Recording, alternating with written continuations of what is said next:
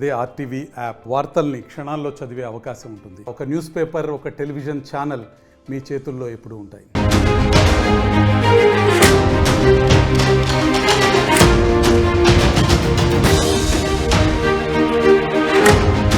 మరొక breaking news చూస్తున్నాం. ఈ రోజు మరోసారి ముగ్గురు ఉగ్రవాదుల్ని మన భారత ఆర్మీ నిలమట్టం చేసింది. ఇప్పటికే కశ్మీర్ ప్రాంతంలో నిన్న సోఫియా అనేటువంటి ఏరియాలో ముగ్గురిని ఎన్కౌంటర్ చేయగా తాజాగా మరో ముగ్గురిని నేలమట్టం చేసింది మన భారత ఆర్మీ. అయితే అంతకంటే ముందు ఒకరోజు ముందుగానే ఆ ఉగ్రవాదులు ఎవరైతే హతమయ్యారో దాంట్లో ఒకడు ముందుగా తన తల్లితో వీడియో కాల్లో మాట్లాడట. అయితే ఇప్పుడు ఆ వీడియో సోషల్ మీడియాలో వైరల్గా మారింది. ఎన్కౌంటర్ కంటే ముందు బయటకు వచ్చి ఆ ఉగ్రవాది వీడియో కాల్లో మాట్లాడట. ఆ వీడియో ఇప్పుడు సోషల్ మీడియాలో వైరల్గా మారింది. సో జైషే మహమ్మద్ సంబంధించినటువంటి అమీర్ నజీర్ అనేటువంటి ఆ ఉగ్రవాది యొక్క వీడియో ఇప్పుడు సోషల్ మీడియాలో చక్కర్లు కొడుతోంది. ఎన్కౌంటర్కి ముందు తల్లితో ఆ వీడియో కాల్లో మాట్లాడాడు నజీర్ను లొంగిపోవాలంటూ తల్లి కూడా కోరినట్టు తెలుస్తోంది. ఈరోజు త్రాల్లో జరిగినటువంటి ఎన్కౌంటర్లో నజీర్ మృతి చెందాడు. త్రాల్ ప్రాంతంలో ఎన్కౌంటర్ జరిగింది. కాశ్మీర్లోని త్రాల్ ప్రాంతంలో ఎన్కౌంటర్లో ఈరోజు ముగ్గురు జైషీ మహమ్మద్ సంబంధించిన ఉగ్రవాద సంస్థలకు సంబంధించిన ఉగ్రవాదులు హతమయ్యారు. దాంట్లో నజీర్ అనేటువంటి అమీర్ నజీర్ అనేటువంటి ఒక ఉగ్రవాది యొక్క తల్లితో తను మాట్లాడిన వీడియో కాల్ వైరల్గా మారింది. ఒకసారి అక్కడ దృశ్యాలు చూడండి. అది ఒక డ్రోన్ ని ప్రయోగించి వారి స్థావరాల ముందుగా కనుగొన్నారు. ఆ తర్వాత నేలమట్టం చేశారు, వారిని కుప్పకూలు చేశారు మన భారత ఆర్మీ. దాంట్లో అమీర్ నజీర్ అనేటువంటి ఒకసారి వీడియో చూద్దాం. ప్లీజ్ వీడియో ప్లే చేయండి. తల్లితో ఇక్కడ చూడండి వీడియో కాల్లో అక్కడ అటువైపు కనబడుతున్న వ్యక్తి అమీర్ నజీర్ అని వాడే జైషీ మహమ్మద్ సంబంధించిన ఉగ్రవాద సంస్థకు సంబంధించిన ఉగ్రవాది. ఈరోజు త్రాల్ ఎన్కౌంటర్లో దుర్మరణం పొందింది. త్రాల్ ఎన్కౌంటర్ మన భారత ఆర్మీ చేత నేలమట్టమైంది, కుప్పకూలిపోయింది ఈ దుర్మార్గుడే. అయితే తల్లితో మాట్లాడట. అయితే తల్లితో మాట్లాడుతున్న సమయంలో తల్లి కూడా నువ్వు ఇక లొంగిపో, ఇవన్నీ మనకు వద్దు అని కూడా తల్లి చెప్పింది. అయినా కూడా వినకుండా మళ్ళీ ఆ రకంగానే కొనసాగించాడు ఈ దుర్బురితో. ఆఖరికి వస్తే మన భారత ఆర్మీ నేలమట్టం చేస్తే కుప్పకూలిపోయాడు. ఒకసారి ఆ తల్లితో ఏం మాట్లాడాడో చూద్దాం.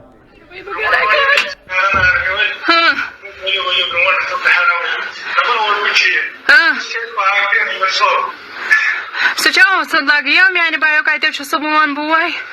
Trayvimiz darvazalı bu. Tulmal hayırken şerroğlu geliyor. Sădlagıya ben बता दिया साहब ने भी देख लिया, मैं भेज दिया ना इधर एक के फोटो वो है जो बस स्टैंड के नीचे वो शेड है. రైట్ చివరి నిమిషాల్లో తల్లితో మాట్లాడుతున్నప్పుడు కూడా తన తల్లి కూడా ఏంటి ఇక మనకి ఇవన్నీ వద్దు లొంగిపో అంటూ కూడా చాలా క్లియర్ గా తల్లి చెప్పుకొచ్చింది. కానీ తల్లి మాట కూడా వినలేదు. ఆఖరికి వస్తే కుప్ప కూలిపోయాడు, దుర్మరణం పాలయ్యాడు. ఇక్కడ చూడండి ఆ రైట్ సైడ్ బాక్స్ లో కనబడుతున్నాన్ని కూడా ఆ ముగ్గురే ఉగ్రవాదులు. దాంట్లో ఆసిఫ్ ఆషేక్, అమీర్ నజీర్ వని, తర్వాత యావర్ అహబాయ్. సో ఈ ముగ్గురు కూడా ఈ రోజు త్రాల్ ఎన్కౌంటర్ లో దుర్మరణం పాలయ్యారు. ఈ ముగ్గురు వయసు ఒకసారి చూస్తే ఒకసారి మళ్ళీ ప్లే చేయండి పిసిఆర్. ఆ ముగ్గురు డీటెయిల్స్ ప్లే చేయండి. దాంట్లో మీరు గమనించండి, మొదటివాడు ఆసిఫ్ ఆషేక్, వాడి వయస్సు 25 సంవత్సరాలు. 25 సంవత్సరాలు. జైషీ మహమ్మద్ ఉగ్రవాద సంస్థ సంబంధించినటువంటి ఆ ఉగ్రవాద విషపు బీజాలకి, ఆ విషపు మాటలకి ఉగ్రవాదిగా మారిపోయాడు. ఆ తర్వాత ఈరోజు మన భారత ఆర్మీ చేతిలో కుప్పగూలిపోయాడు. 2016లో కూడా పలుమారిన కొన్ని దాడులకు పాల్పడ్డాడట. సో ఆ దాడులకి ఆయన కుటుంబం కూడా చిన్నాభిన్నమైపోయింది. ఆ తర్వాత ప్రస్తుతం ఇంకా పూర్తిగా టెర్రర్లోకి వెళ్ళిపోయి వెపన్స్ యూజ్ చేయడం ప్రారంభించాడు. యాక్షన్ టీంలోకి రంగంలో దిగిపోయి ఉగ్రవాదాన్ని మరింతగా పెంపొందించే ప్రయత్నం చేశాడు. ట్రాల్ ఎన్కౌంటర్లో ఈరోజు దుర్మరణం పాలైన వ్యక్తిలో ఈ ఆసిఫ్ ఆషేక్ కూడా ఒక్కడు మొదటి పర్సన్. ఇక రెండో విషయానికి వస్తే ఇప్పుడు వీడియో కాల్లో మాట్లాడిన వాడి పేరు అమీర్ నజీర్ అని. వాడు 20 ఏళ్ల యువకుడు మాత్రమే. 20 ఏళ్ల వయసున్నటువంటి యువకుడు మాత్రమే. 20 ఏళ్లకే బిఎస్ సెకండ్ ఇయర్ చదివాడు. 20 ఏళ్ల వయసు మాత్రమే ఉంది. ఆ 20 ఏళ్ల యువకుడే వాడే ఈ దుర్మార్గానికి పాల్పడి అనేక మందిని పొట్టన పెట్టుకున్నాడు, అనేక మంది రక్తాన్ని కళ్ళ చూశాడు. ఈ దుర్మార్గుని యొక్క వయసు చూస్తున్నారు కానీ ఇక్కడ 20 ఏళ్ళు మాత్రమే. తల్లి కూడా చెప్పింది, ఒరే పాపిస్తోడా ఇక వద్దురా ఈ బుద్ధి మనం మార్చుకుందాం, లొంగిపోయని చెప్పి తల్లి చెప్పినా కూడా వినకుండా ఇంకా ఏదో పొడుద్దామని చెప్పి వెళ్ళిపోయాడు. ఆఖరికి వస్తే భూమిపై లేకుండా అట్టకెలకి దుర్మరణం పాలయ్యాడు. ఇక యావిర్ ఆబట్. సో చివరిగా మూడో వ్యక్తి, వాడి వయసు 26 ఏళ్ళు, యావర్ ఆబట్. సో గతంలో వానికి సంబంధించి కాపర్ డిజైనర్ అట. He was also and OGW he is missing from home after 24 August 2024. So అప్పటి నుంచి మిస్ అయిపోయి కంప్లీట్గా ఉగ్రవాదంలోకి వెళ్ళిపోయి ఎక్కడెక్కడ దాడులు చేయాలి, ఏ రకంగా ఉండాలి, ఎలా దాడులు చేయాలి, ప్రజలు ఎలా భయప్రాంతం గురి చేయాలి, తమకు ఇష్టానుసారంగా గన్లు ఎలా ఉపయోగించాలి, పోలీసుల కళ్ళు ఎలా కప్పాలి, ఇష్టం వచ్చినట్టుగా ప్రవర్తించి ఆఖరికి వస్తే ఈరోజు పోలీసులు పట్టుకొని పైలోకానికి పంపించేశారు. పోలీసులు స్వాగతం వాళ్ళకి సెండ్ ఆఫ్ ఇచ్చేశారు. సో ఇటువంటి దుర్మార్గులు, ఇటువంటి దుస్తులు ఇంకా మంది తారామని తయారు చేసే అవకాశం లష్కర్ ఇ తోయిబా, జైష్ ఇ మహమ్మద్, హిజాబుల్ ముజాహిద్ లాంటి ఉగ్రవాద సంస్థలకు ఉన్నాయి. సో ఏకంగా ప్రభుత్వమే గమనించండి, పాకిస్తాన్ ప్రభుత్వం నిన్న ఒక్కో ఉగ్రవాదికి ₹1,00,00,000 చొప్పున ఎక్స్గ్రేషియా ఇస్తున్నట్టుగా ప్రకటించింది. ఒక్కో ఉగ్రవాదికి ₹1,00,00,000 అంటే అక్కడ అఫీషియల్ గా మన భారత ఆర్మీ చెప్తున్న ప్రకారంగా 100 మంది మరణించారని చెప్పి మన భారత ఆర్మీ చెప్తోంది. అంతకు మించి సంఖ్య ఉండొచ్చని అక్కడ పాకిస్తాన్ ఆర్మీ చెప్తోంది, పాకిస్తాన్ ప్రభుత్వం చెప్తోంది. అంటే ఉదాహరణకు మనం మసూద్ అజార్ లాంటి కుటుంబాన్ని తీసుకుందాం. వారి కుటుంబంలో 14 మంది చనిపోయారు. వాడు జైష్ ఇ మహమ్మద్ అంటే ఉగ్రవాద సంస్థకి చీఫ్ గా ఉన్నాడు.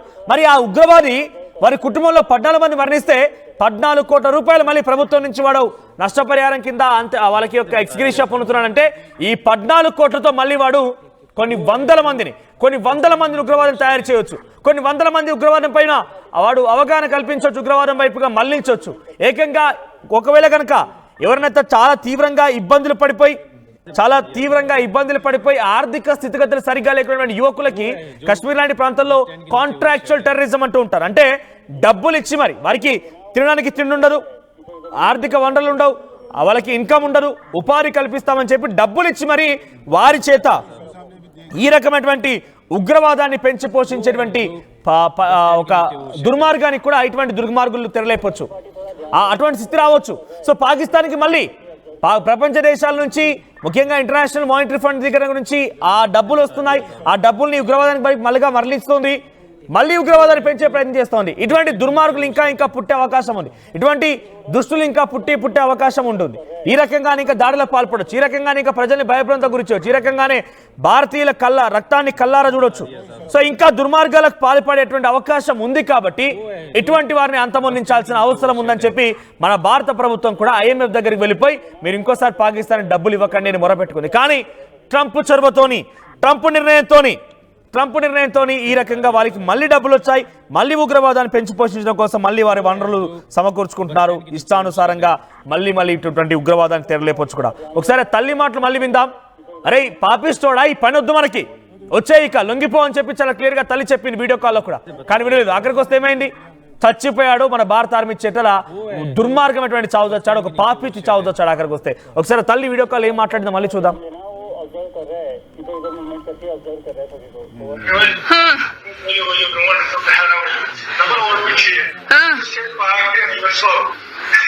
Сейчас лаги, я не боюсь, как это чувство ман буай. Травим зарвазали его.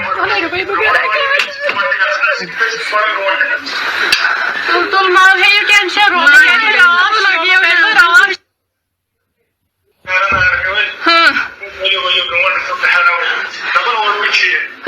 ఎంతలా బాధపడుతుందో వాళ్ళు కొంత ఎమోషనల్ గా మాట్లాడుతున్నారు, ఆవేదనతో మాట్లాడుతున్నారు. ఈ పని మన కొద్ది వచ్చాయని చెప్తున్నాం కూడా. వాడు వాని చేతిలో చూడండి గన్ కనబడుతుంది, మళ్ళీ వాని చేతిలో ఆ రకంగా మాట్లాడుతూ కూడా వాడి చేతిలో ఒక ఆయుధం కనబడుతోంది. ఇటువంటి పాపిస్ట్ కుక్కలు ఇంకా తయారయ్యే అవకాశం ఉంది. పాకిస్తాన్ ఇంకా ఉగ్రవాదాన్ని పెంచవచ్చు, ఇంకా దుర్మార్గాలకు పాల్పడవచ్చు, ఇంకా పెద్ద ఎత్తున దారుణానికి ఒడిగట్టవచ్చు కూడా. వద్దు, వాళ్ళకి డబ్బులు ఇవ్వకండి, వాళ్ళకి ఆర్థికంగా వనరులు ఇవ్వకండి, వారికి ఎటువంటి పరిస్థితుల్లో మీరు సహకరించకండి అని చెప్తే చైనా సహకరిస్తోంది, అమెరికా సహకరిస్తోంది, టర్కీ సహకరిస్తోంది, మలేషియా, ఇండోనేషియా, బంగ్లాదేశ్ లాంటి దేశాలు కూడా పాకిస్తాన్కి సహకరించి సైబర్ వార్ఫేర్కి తెరలేపుతున్నాయి, సైబర్ అటాక్స్ చేస్తున్నారు. అంటే ఉగ్రవాదాన్ని పెంచి పోషించే వాళ్ళ లక్ష్యం ఏంటి? ఉగ్రవాదుల లక్ష్యం ఏంటి? ఉగ్రవాదాన్ని పెంచి పోషించి ఏదో రకంగా అలజడి సృష్టించాలి, ఏదో రకంగా దుర్మార్గాలకి మారణహోమానికి పాల్పడాలి. వీళ్ళకంటూ టార్గెట్స్ ఉండవు. వీళ్ళకు ఒక తిండి దినాలనో లేకపోతే వీళ్ళకంటే ఎట్లా ఉంటుందంటే వీళ్ళకంతా ఒక రిలీజియస్ సంబంధించినటువంటి విషపు బీజాలు కూడా వీళ్ళు నింపుతూ ఉంటారు, అవాస్తవాలను చెప్తూ ఉంటారు, అబద్ధాలని చూపించి నేర్పిస్తూ ఉంటారు, డబ్బులు ఇస్తామని చెప్తారు. మీకు విషయం తెలుసా? చాలా క్లియర్గా చాలామంది ఎక్స్పర్ట్స్ మనతో మాట్లాడినప్పుడు కానివ్వండి, జమ్మూ కాశ్మీర్ లాంటి ప్రాంతాల్లో కార్గిల్ వార్లో ఎమర్జెన్సీ టైంలో ఎవరైతే పనిచేసిన వారు కొంతమంది ఎవరైనా ఉంటే కనుక వాళ్ళ పుస్తకాలు రాసిన దాంట్లో లేదంటే చాలామంది ఆర్టీవీ కూడా ఎక్స్పర్ట్స్తో మాట్లాడించింది. వాళ్ళు ఏం చెప్తున్నారంటే కాంట్రాక్చువల్ టెర్రరిజం, ఎవరైతే వారికి తినడానికి తిండి లేదో డబ్బులు లేవో అటువంటి వారిని పెంచి పోషిస్తాం, మీ యొక్క బాధ్యతలు మొత్తం మేమే తీసుకుంటాం, మీ కుటుంబాన్ని రక్షిస్తాం, మీకు డబ్బులు ఇస్తామని చెప్పి భారత ఆర్మీ ఒక జవాన్ని చంపేస్తే ఇంత ధర, భారత ఆర్మీకి సంబంధించి ఒక ఆఫీసర్ని హతమారిస్తే ఇంత, భారత్లో అలజడి సృష్టిస్తే ఇంత, అంటే ఒక లెక్క కడుతూ ఉంటారట. ఈ లెక్క ప్రకారంగా మన వైపు నుంచి ఎవరిని హతమార్చిన, మన వైపు నుంచి ఎవరిని ఇబ్బంది గురి చేసిన, మన వైపున అలజడి సృష్టించిన వారికి ఒక లెక్క కట్టి దానికి అనుగుణంగా ఉగ్రవాదులు డబ్బులు ఇస్తూ ఉంటారట. ఇటువంటి దుర్మార్గానికి ఆ ఉగ్రవాద సంస్థలు పాల్పడుతూ ఉంటాయట. కాంట్రాక్చువల్, ఒకే పనికి వెళ్ళి ఆ రోజు పని చేస్తే డబ్బులు, లేదంటే లేదు. ఈ రకమైనటువంటి ఒక ఉపాధిని అక్కడ కల్పిస్తూ ప్రజల్ని ఈ వైపుగా లాగేసి ఈ వైపుగా టెర్రరిజాన్ని పెంచి పోషించే ప్రయత్నం దుర్మార్గులు చేస్తున్నారట. సో ఏదేమైనా operation Sindoor is an on going project. Identify, trace, punish, ఈ మాటలు గుర్తుపెట్టుకొని సరిపోతుంది.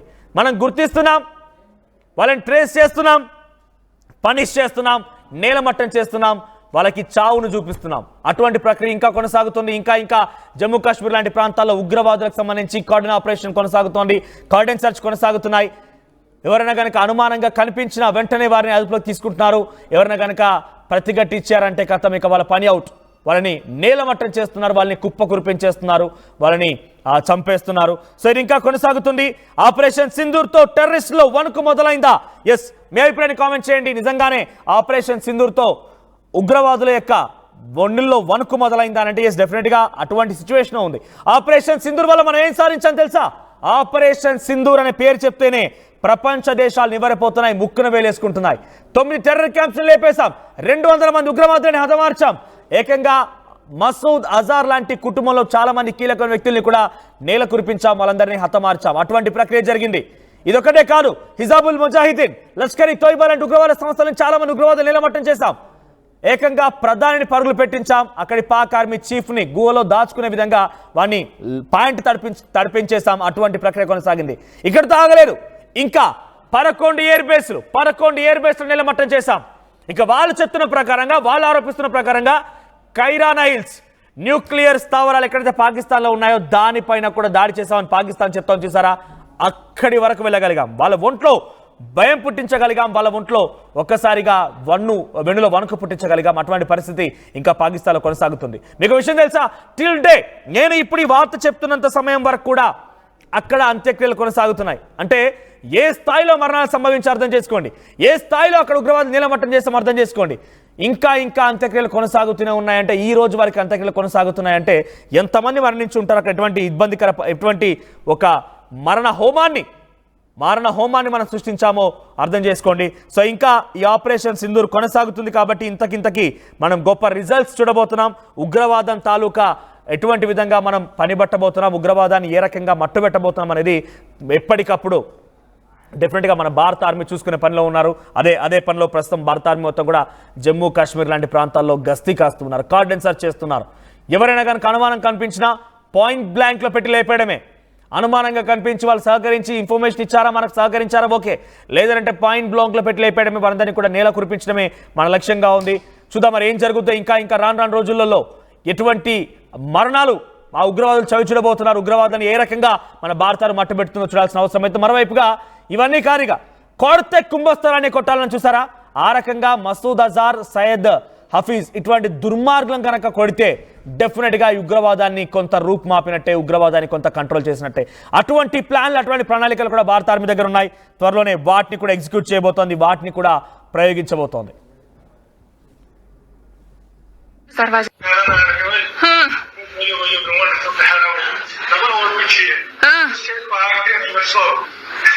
Сейчас лагия мяне баю кайтеп şu sabun buay.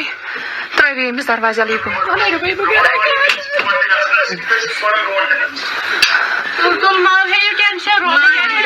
Лагия мяне rawar.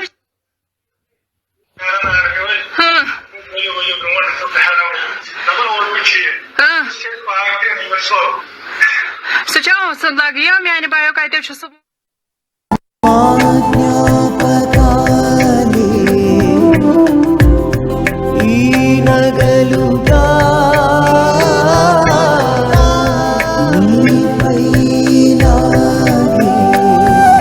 అమ్మాయి గౌరవాన్ని అమ్మలా కాపాడుతుంది గోకులం సిగ్నేచర్ జ్యువెల్స్.